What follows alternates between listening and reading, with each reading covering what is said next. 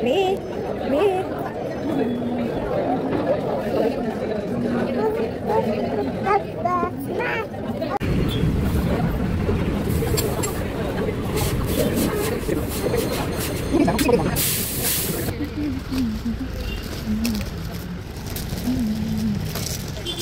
ಸ್ವಲ್ಪ ದೊಡ್ಡದು ಅದು ಒಂದೊಂದ್ರಲ್ಲಿ ಒಂದೊಂದು ಥರ ಬರುತ್ತೆ.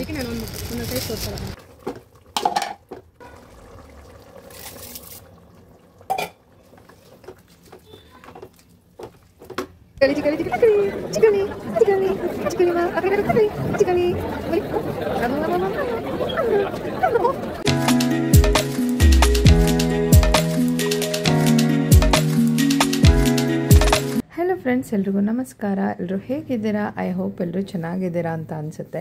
2 ದಿನದಿಂದ ಚೆನ್ನಾಗಿ ಬಿಸಿಲು ಬರ್ತಿದೆ ಅಲ್ವಾ, ರಾತ್ರಿ ಮಾತ್ರ ಮಳೆ ಬರ್ತಿದೆ. ಸೊ ಇವತ್ತಿನ ವ್ಲಾಗ್ನ ನಾನು ಮನೆಯಲ್ಲೇ ಸ್ಟಾರ್ಟ್ ಮಾಡ್ತಿದ್ದೀನಿ. ಮನೆಯಲ್ಲಿ ಸ್ವಲ್ಪ ರೆಸಿಪಿನ ಶೇರ್ ಮಾಡ್ತೀನಿ. ಆ್ಯಂಡ್ ಸ್ವಲ್ಪ ಗೋಲ್ಡ್ ಶಾಪಿಂಗ್ ಎಲ್ಲ ಇದೆ. ಏನು ಶಾಪ್ ಮಾಡ್ತೀನಿ ಅನ್ನೋದನ್ನೆಲ್ಲ ನಾನು ಶೇರ್ ಮಾಡ್ತೀನಿ, ಎಲ್ಲಿ ತೊಗೋತೀವಿ ಅನ್ನೋದನ್ನೆಲ್ಲ. ಸೊ ಕೊನೆ ತನಕ ನೋಡಿ. ಇಷ್ಟ ಆದರೆ ಲೈಕ್, ಶೇರ್, ಕಮೆಂಟ್ ಮಾಡಿ. ಯಾರಿನೂ ಫಾಲೋ ಮಾಡಿಲ್ಲ, ಫಾಲೋ ಮಾಡಿ ಆ್ಯಂಡ್ ಹೀಗೆ ಸಪೋರ್ಟ್ ಮಾಡ್ತಾರೆ. Thank you for watching my videos. ಬೇಬು ಕ್ಯಾರೆಟ್ ತಿಂತಿದ್ಯಾ? ಕ್ಯಾರೆಟ್ ತಿಂತಿದ್ಯಾ ಬೇಬು? ಓಹೋ, ಹಂಗೆ ಇಟ್ಕೊಬಿಡೋದಾ? ಅಮ್ಮ ಬ್ರಷ್ ಮಾಡೋದು ಹೆಂಗೆ? ಇವತ್ತೊಂಚೂರು ಪರವಾಗಿಲ್ಲ, ಮಕ್ಕ ನೋಡೋಂಗಿದೆ. ಹಾಂ, ಹೆಂಗೆ ಬ್ರಷ್ ಮಾಡೋದು ಚಿನ್ನಿ? ಹೆಂಗೆ ಬ್ರಷ್ ಮಾಡೋದು ತೋರ್ಸ ಬ್ರಷ್ ಮಾಡೋದು ಹೆಂಗೆ? ಕ್ಯಾರೆಟ್ ತಿಂತಿದ್ಯಾ? ವಿತ್ತು ವಿತ್ತು ವಿತ್ತು ವಿತ್ತು ವಿತ್ತು ವಿತ್ತು ವಿತ್ತು ಕ್ಯಾರೆಟ್ ವಿತ್ತು. ಅಮ್ಮ, ಹೌ ಯು ಫೀಲಿಂಗ್ ಬಂಗಾರಿ? Okay, are you okay? Full ಸಿಗಿಸ್ಕೋಬಾರ್ದು, ಗಂಟ್ಲಿಗೆ ಸಿಗಾಕೊಳ್ಳುತ್ತೆ. ಇಲ್ವಾ? ಫೀಲಿಂಗ್ ಬೆಟರ್ ಇಲ್ವಾ? ಇನ್ನೂ ಫೀವರ್ ಇದೆಯಾ? ಬೆಳಗ್ಗೆ ಅವಳು ಎದ್ದಿರಲಿಲ್ಲ ಅಂಥೇಳಿ ಇಡ್ಲಿ ಎಲ್ಲ ತರಿಸ್ಕೊಂಡಿದ್ವಿ ಹೋಟೆಲಿಂದ. ಸರಿ ಬ್ರೇಕ್ಫಾಸ್ಟ್ ಎಲ್ಲ ಮಾಡೋಕ್ಕಾಗಲ್ಲ. ಅವಳು ಎದ್ದಿದ್ದು ಲೇಟ್ ಆಗಿತ್ತು. ಮಲಗಿಲ್ಲ ಅಂದರೆ ಅವಳು ಜೊತೇಲಿ ಮಲಗಿದ್ರೆ ಮಲಗ್ತಾಳೆ, ಇಲ್ಲ ಅಂದರೆ ಮಲಗಲ್ಲ, ಎದ್ಬಿಡ್ತಾಳೆ. ಸೊ ಅದಾದಮೇಲೆ ಮಧ್ಯಾಹ್ನಕ್ಕೆ ಸ್ವಲ್ಪ ಪಾಲಕ್ ಪಲಾವ್ ಮಾಡೋಣ. ಪಾಲಕ್ ಪಲಾವ್ ಜೊತೆ ಸ್ವಲ್ಪ ವೆಜಿಟೇಬಲ್ಸು ಹಾಕಿ ಮಾಡೋಣ ಅಂಥೇಳಿ ಎಲ್ಲ ಕ್ಲೀನಾಗಿ ತೊಳೆದು ಕಟ್ ಮಾಡಿ ಎಲ್ಲ ಇಟ್ಕೊಂಡಿದ್ದೀನಿ. ಈ ಕಡೆ ಬೀನ್ಸು ಮತ್ತು ಕ್ಯಾರೆಟ್ನು ಕೂಡ ಕಟ್ ಮಾಡಿ ಕಾಯಿ ಎಲ್ಲ ಇದು ಮಾಡಿಕೊಂಡು ಮಸಾಲೆಗೆಲ್ಲ ಇದು ಮಾಡ್ಕೊಳ್ಳೋಣ ಅಂಥೇಳಿ. ನಾನಿಲ್ಲಿ ಮಸಾಲೆಗೆ ರುಬ್ಬೋದಕ್ಕೆ ಅಂತ ಏನೂ ಹಾಕೋಲ್ಲ, ಅಂದರೆ ಗ್ರೈಂಡ್ ಮಾಡೋದಕ್ಕೆ ಕಾಯಿ ಮತ್ತು ಕೋಕೋನಟ್ ಮತ್ತು ಚಿಲ್ಲಿ, ಮೆಣಸಿನ್ಕಾಯಿ ಮತ್ತು ಕೊತ್ತಂಬರಿ ಸೊಪ್ಪನ್ನ ಹಾಕ್ಕೊಂಡಿದ್ದೀನಿ. ಕೊತ್ತಂಬರಿ ಸೊಪ್ಪೆಲ್ಲ ಹಣ್ಣಾಗೋದಂಗೆ ಆಗಿಬಿಟ್ಟಿದೆ, ಅಂದರೆ ಯೆಲ್ಲೋ ಕಲರ್ ಆಗಿಬಿಟ್ಟಿತ್ತು. ಸರಿ ಇವತ್ತಿಗೆ ಲಾಸ್ಟ್ ಆಗುತ್ತಲ್ಲ ಅಂತೇಳಿ ಹಾಕ್ತಾಯಿದ್ದೀನಿ. ಇದು ಮೂರನ್ನು ಕ್ಲೀನಾಗಿ ರುಬ್ಕೋತೀನಿ. ಅದು ಸ್ವಲ್ಪ ಗ್ರೈಂಡ್ ಆಯಿತು ಅಂದಾಗ, ಏಕೆಂದರೆ ಮೆಣಸಿನ್ಕಾಯಿ ಸ್ವಲ್ಪ ಗ್ರೈಂಡ್ ಆಗೋದು ಲೇಟ್ ಅಲ್ವ, ಇವಾಗ ಕಟ್ ಮಾಡೋಕ್ಕೆ ಜಾಸ್ತಿ ಹೋಗೋಲ್ಲ, ಹಾಗಾಗಿ ಇಡೀ ಹಾಕ್ಬಿಡ್ತೀನಿ. ಬಿಕಾಸ್ ಲೇಟ್ ಆದರೂ ಪರವಾಗಿಲ್ಲ ಅಂಥೇಳಿ, ಆಮೇಲೆ ಖಾರ ಎಲ್ಲ ಆಗುತ್ತೆ ಕೈ ಅಂತೇಳಿ. ಸೊ ಅದು ಅರ್ಧಂಬರ್ಧ ರುಬ್ಬಿ ಆದಮೇಲೆ ಪಾಲಕ್ ಸೊಪ್ಪನ್ನ ಇದು ಮಾಡ್ಕೊತೀನಿ. ಕಟ್ ಮಾಡಿ ಕೂಡ ಮಾಡೋರು ಮಾಡ್ತಾರೆ, ಒಬ್ಬೊಬ್ಬರು ಒಂದೊಂಥರ ಮಾಡ್ತಾರೆ, ಒಬ್ಬೊಬ್ಬರು ಒಂದೊಂಥರ ಮಾಡ್ತಾರೆ, ಎಲ್ಲ ಒಂದೇ ಥರ ಮಾಡಲ್ಲ. ಸೊ ಅದನ್ನು ಕೂಡ ಕ್ಲೀನಾಗಿ ಗ್ರೈಂಡ್ ಮಾಡಿ ಇಟ್ಕೊಂಡೆ ನಾನು ಇದನ್ನು. ಅದಾದಮೇಲೆ ಸ್ವಲ್ಪ ಕುಕ್ಕರ್ಗೆ ಸ್ವಲ್ಪ ಎಣ್ಣೆ ಹಾಕಿ, ಅದಕ್ಕೆ ನಾನು ಮಸಾಲೆನ ಯಾವಾಗಲೂ ಹಾಕಲ್ಲ, ಸಮ್ಟೈಮ್ಸ್ ಹಾಕ್ತೀನಿ ಅಷ್ಟೇ. ಸೊ ನನಗೆ ಮಸಾಲ ಇದ್ದರೆ ಇಷ್ಟ ಆಗಲ್ಲ, ನಮ್ಮ ಮನೆಯವ್ರಿಗೂ ಕೂಡ ಇಷ್ಟ ಆಗಲ್ಲ. ಅದಕ್ಕೆ ಸ್ವಲ್ಪ ಚಕ್ಕೆ, ಲವಂಗ ಮತ್ತು ಪಲಾವ್ ಎಲೆ ಮತ್ತು ಏಲಕ್ಕಿ ಆ್ಯಂಡ್ ಸಾಸಿವೆ ಜೀರಿಗೆನ ಹಾಕಿ ಫ್ರೈ ಮಾಡ್ಕೊಂಡಾದಮೇಲೆ ಅದಕ್ಕೆ ಆನಿಯನ್ ಹಾಕಿ ಫ್ರೈ ಮಾಡ್ಕೊತೀನಿ. ಅದಾದಮೇಲೆ ಜಿಂಜರ್ ಗಾರ್ಲಿಕ್ ಪೇಸ್ಟ್ ಹಾಕ್ತೀನಿ. ಫಸ್ಟೇ ನಾನು ಜಿಂಜರ್ ಗಾರ್ಲಿಕ್ ಶುಂಠಿ ಬೆಳ್ಳುಳ್ಳಿ ಪೇಸ್ಟ್ ಹಾಕಲ್ಲ, ಯಾಕೆಂದರೆ ಅದು ಅಂಟ್ಕೊಂಡಂಗೆ ಅಂತ ಅನಿಸುತ್ತೆ, ನನಗೆ ಏನೋ ಕಂಫರ್ಟಬಲ್ ಇರಲ್ಲ. ಅದನ್ನು ಅಷ್ಟೇ, ನಾನು ಶುಂಠಿ ಬೆಳ್ಳುಳ್ಳಿ ಪೇಸ್ಟ್ನು ಜಾಸ್ತಿ ಯೂಸ್ ಮಾಡಲ್ಲ.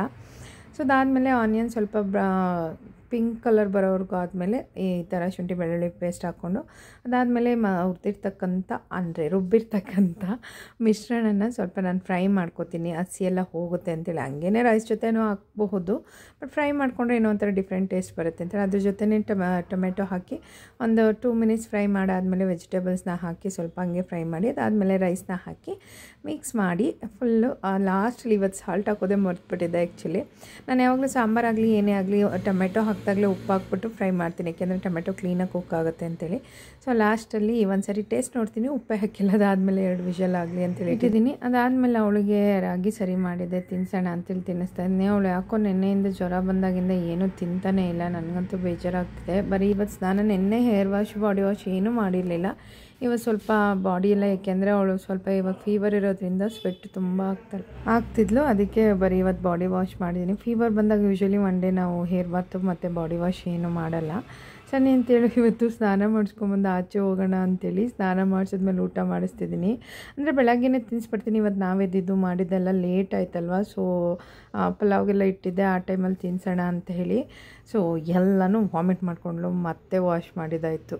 ಯೂಶ್ವಲಿ ನಾನು ಅವಳಿಗೆ ತಿಂಡಿ ಆದಮೇಲೆ ಸ್ನಾನ ಮಾಡಿಸೋದು. 9 to 10 ಒಳಗೆ ಆಗ್ಬಿಡುತ್ತೆ. 10 ಮೇಲೆ ಸ್ನಾನ ಮಾಡ್ತೀನಿ. ಇವತ್ತು ಸ್ವಲ್ಪ ಎದ್ದಿದ್ದೆಲ್ಲ ಲೇಟಾಗಿ 12 ಆಗಿತ್ತಲ್ಲ, ಸರಿ ತಿನ್ನಿಸ್ಬಿಡೋಣ, ಸ್ನಾನ ಮಾಡಿಸ್ಕೊಂಡೆ ತಿನ್ನಿಸ್ಬಿಡೋಣ, ಹೋಗೋಕ್ಕೂ ಈಸಿ ಆಗುತ್ತೆ ಅಂಥೇಳಿ ಸೊ ಎಲ್ಲನೂ ಬಕ್ಕನ್ಸ್ಬಿಟ್ಲು. ಬಿಕಾಸ್ ಅವಳಿಗೆ ಆಗಲಿಲ್ಲ ಅನಿಸುತ್ತೆ. ಓಕೆ ಅಂತೇಳಿ ಮತ್ತೆ ಸ್ನಾನ ಮಾಡಿಸಿದ್ದಾಯಿತು.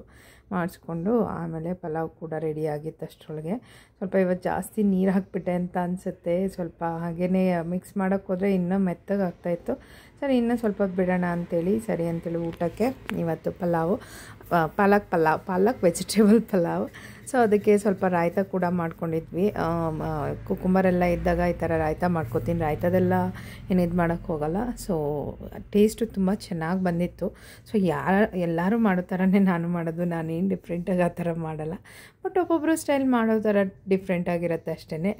ಒಂದು ಸರಿ ಟ್ರೈ ಮಾಡಿ ಪಾಲಕ್ ಪಲಾವ್ನ. ನಾನು ಸಪ್ರೇಟಾಗೂ ಕೂಡ ಈ ವಿಡಿಯೋ ಮಾಡಿದ್ದೀನಿ ಹೇಳಬೇಕಂದ್ರೆ. ಒಂದು ಸರಿ ಚೆಕ್ಔಟ್ ಮಾಡಿ. ಸೊ ಒಬ್ಬೊಬ್ಬರು ಒಂದೊಂದು ಥರ ಮಾಡ್ತಾರಲ್ವ, ಸೊ ಅದಕ್ಕಾಗಿ ಊಟ ಕೂಡ ಆಯಿತು ನಮ್ಮದೆಲ್ಲ.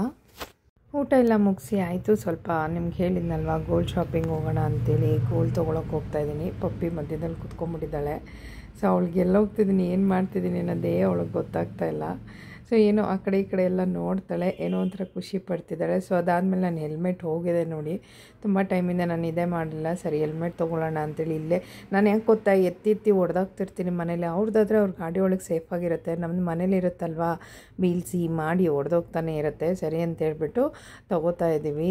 ನಾನು ಬ್ರ್ಯಾಂಡೆಡ್ ತೊಗೊಳ್ಳಲ್ಲ. ಯಾಕೆ ಗೊತ್ತಾ, ಯಾವಾಗ ಬಿಸಾಕ್ತಿರ್ತೀನೋ.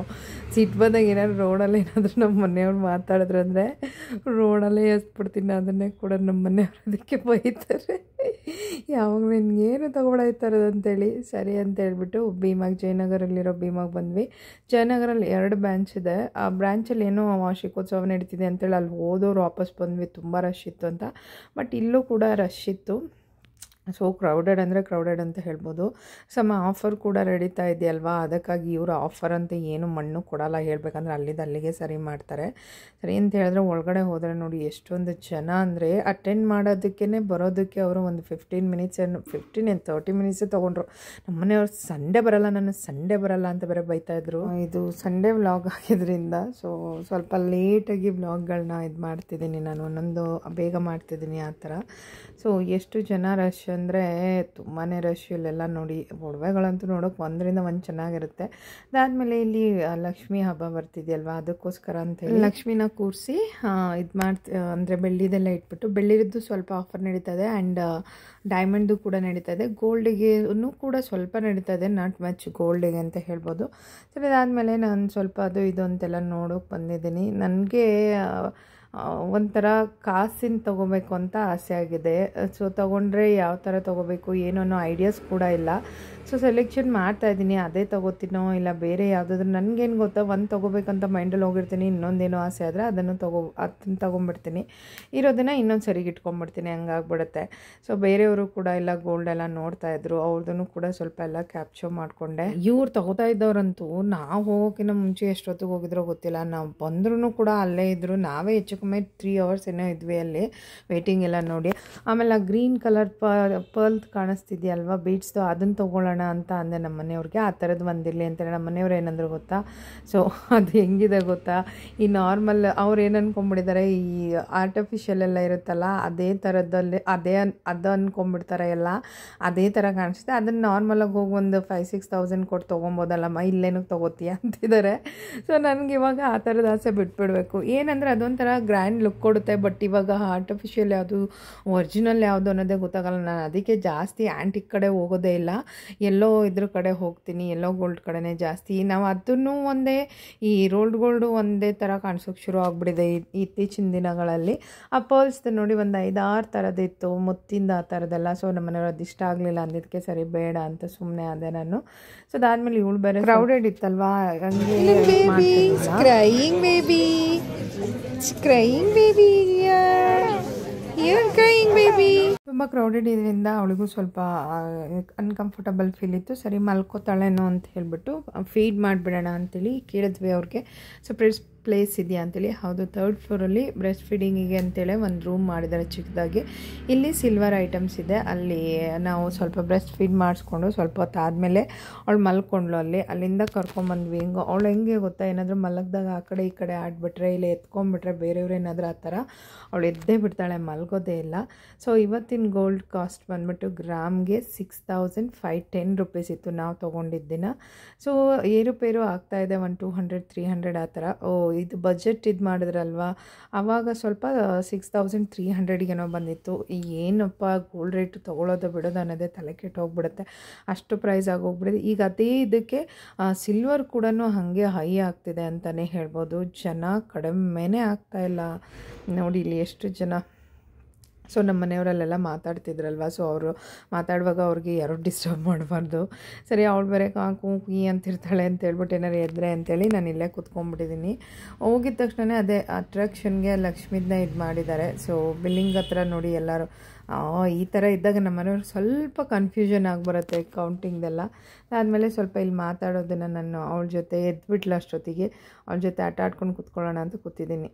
ಚಿಕ್ಕಲಿ ಚಿಕ್ಕಲಿ ಅಕ್ಕಳಿ ಚಿಕ್ಕಲಿ ಚಿಕ್ಕಲಿ ಚಿಕ್ಕಲಿ ಅಮ್ಮ ಅಕ್ಕಳಿ ಕಳೆ ಅಕ್ಕಳಿ ಚಿಕ್ಕಲಿ.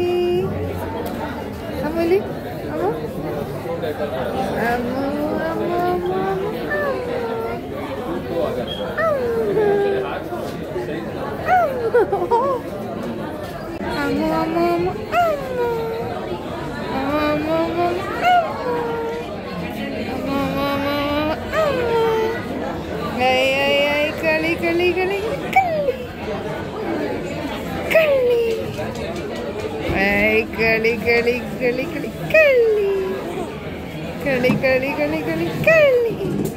ಆಡಮನೆ ಬೇಬಿ, ನಮ್ಮನೆ ಬೇಬಿನಾ ನಮ್ಮನೆ ಬೇಬಿನಾ ನಮ್ಮನೆ ಬೇಬಿನಾ ನಮ್ಮನೆ ಬೇಬಿನಾ ನಮ್ಮನೆ ಬೇಬಿನಾ ಆಡಮನೆ ಬೇಬಿ.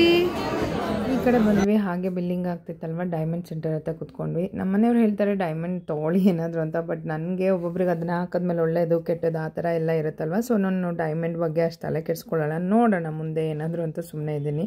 ಸೊ ಅದಾದಮೇಲೆ ಎಲ್ಲನೂ ಶಾಪಿಂಗ್ ಮಾಡಿದ್ವಿ. ಏನೇನು ಶಾಪಿಂಗ್ ಮಾಡಿದೆ ಅನ್ನೋದನ್ನ ನೆಕ್ಸ್ಟ್ ವ್ಲಾಗಲ್ಲಿ ಹಾಕ್ತೀನಿ. ಸೊ ಈ ವ್ಲಾಗಲ್ಲಿ ಲೆಂತಿ ಆಗಿಬಿಡುತ್ತಲ್ಲ, ಸೊ ಹಾಗಾಗಿ.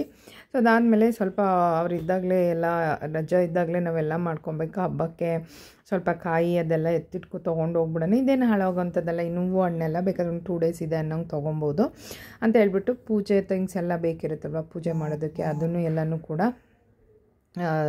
ತೊಗೊಂಡು ಹೋಗ್ಬಿಡೋಣ ಅಂಥೇಳಿ ನಾನು ಇದು ಮಾಡ್ತಾಯಿದ್ದೀನಿ. ಯಾಕೆಂದರೆ ಅವರು ಈವ್ನಿಂಗ್ ಬರೋದು ಒಂದೊಂದು ದಿನ ಲೇಟ್ ಆಗಿಬಿಡತ್ತೆ, ಕಂಫರ್ಟಬಲಾಗಿ ತೊಗೊಳೋಕ್ಕೂ ಆಗೋಲ್ಲ, ಮಾಡೋಕ್ಕೂ ಆಗೋಲ್ಲ. ಆಮೇಲೆ ಫ್ರೀ ಇದ್ದಾಗ ಆಗಿಬಿಟ್ರೆ ಇದಾಗತ್ತೆ. ಆ ಮಲಗಿದ್ಲು ಬಂದ ಮೇಲೆ ನಾವು ಸ್ವಲ್ಪ ಹೊತ್ತು ಮಲಗಿದ್ವಿ. ಆಮೇಲೆ ರೇವಂತ್ ಹತ್ರ ಬಿಟ್ಟು ಹೋಗಿದ್ವಿ, ಸಂಡೇ ಆಗಿದ್ದರಿಂದ ಅವನಿಗೂ ಕೂಡ ರಜೆ ಇತ್ತಲ್ವ, ಹಾಗಾಗಿ ಈವ್ನಿಂಗ್ ಹೋಗಿದ್ವಿ. ಅದಾದಮೇಲೆ ಅವಳಿಗೆ ಬಟ್ಟೆನ ಅವತ್ತಲ್ಲಿ ಸೆಲೆಕ್ಟ್ ಮಾಡೋಕ್ಕಾಗಲಿಲ್ಲ, ತೊಗೊಳ್ಳೋಣ ಅಂತ ಇಲ್ಲಿ ಬಂದೆ.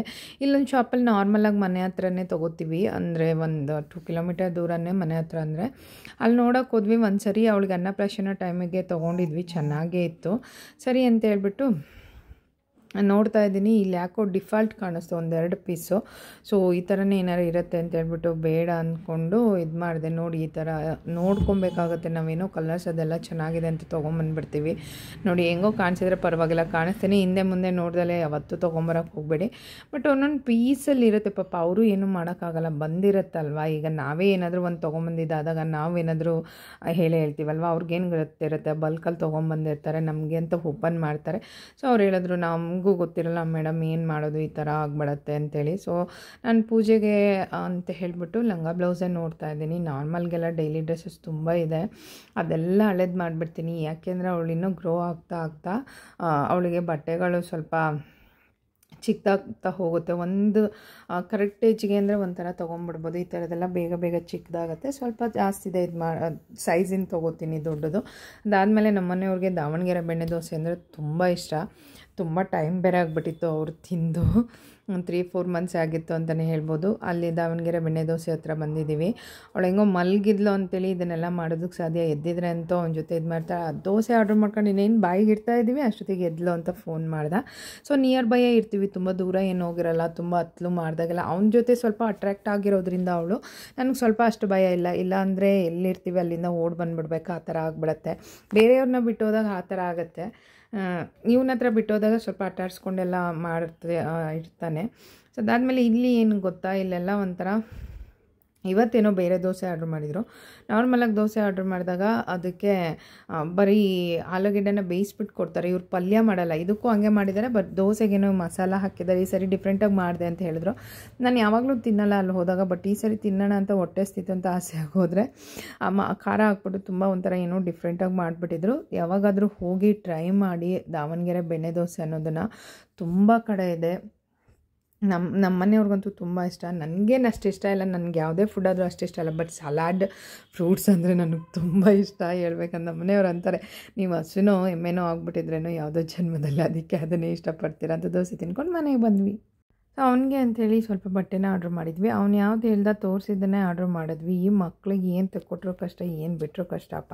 ಡೈರೆಕ್ಟಾಗಿ ಹೋಗಿ ತೊಗೊಂಡ್ರೂ ಅದು ಮಾಡಲ್ಲ, ತೆಕ್ಕೊಡ್ತೀವಿ ಅಂದರೆ ಈಗ ಅದನ್ನು ಮಾಡಲ್ಲ.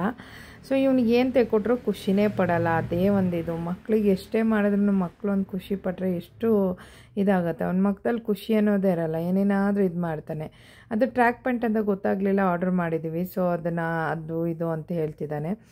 ಅವನಿಗೆ ಫಾರ್ಮಲ್ಸ್ ಪ್ಯಾಂಟ್ ಬೇಕಾಗಿತ್ತಂತೆ, ಅದೇ ಅಂದರೆ ಒಂಥರ ಡಿಫ್ರೆಂಟಾಗಿ, ಬಟ್ ಅದಾಗಿಲ್ಲ. ಅದಕ್ಕೆ ಏನೇನು ಮಾತಾಡ್ತಾನೆ ನೋಡಿ. ಅದಕ್ಕೆ ಆರ್ಡ್ರ್ ಮಾಡೋದಕ್ಕಿಂತ ಹೋಗಿ ತೊಗೊಂಬಂದ್ರೆ ಹೆಂಗಿರುತ್ತೆ. ನಿನಗೆ ಹೇಳ್ದೆ ತಾನೆ, ನೀನು ಕೊಡ್ತೀನಿ, ನೀನು ತಗೋ ಅಂತೇಳಿ. ನಿನಗೆ ಏನು ಮಾಡಿದ್ರೂ ತಪ್ಪು ಅಂದರೆ ನಾವೇನು ಮಾಡೋಕ್ಕಾಗತ್ತೆ? ಹಂಗೆ ಮಕ್ಕ ಮಾಡಿಕೊಂಡ್ರೆ ನೀನು ಕೇಳಿದ್ದೇನೆ ಮಾಡಿ, ನೀನು ನೋಡಿದೆ ತಾನೆ ಅದನ್ನು ಮಾಡಬೇಕಾದ್ರೆ. ಕಟ್ಟಾಯ್ತಾ? ಅಷ್ಟು ಅಗಲ ಏನಕ್ಕೆ ಓಪನ್ ಮಾಡೋ, ಮಧ್ಯದಲ್ಲಿ ಓಪನ್ ಆಗುತ್ತೆ. ಕಸನಾದ್ರೂ ಹಾಕೋಕ್ಕಾಗತ್ತದು. ಹೋಗ್ಲಿ, ಅದಾದ್ರೆ ಸರಿನಾ? ಅದು ಬ್ಲ್ಯಾಕ್ ಕಲರ್ ಆಗಿದ್ರೆ ಸರಿ ಇತ್ತಾ ಪ್ಯಾಂಟು? ಹಾಂ, ಬ್ಲ್ಯಾಕ್ ಆಗಿದ್ರೆ ನೈಟ್ ಪ್ಯಾಂಟ್ ಆದರೂ ಪರವಾಗಿಲ್ಲ.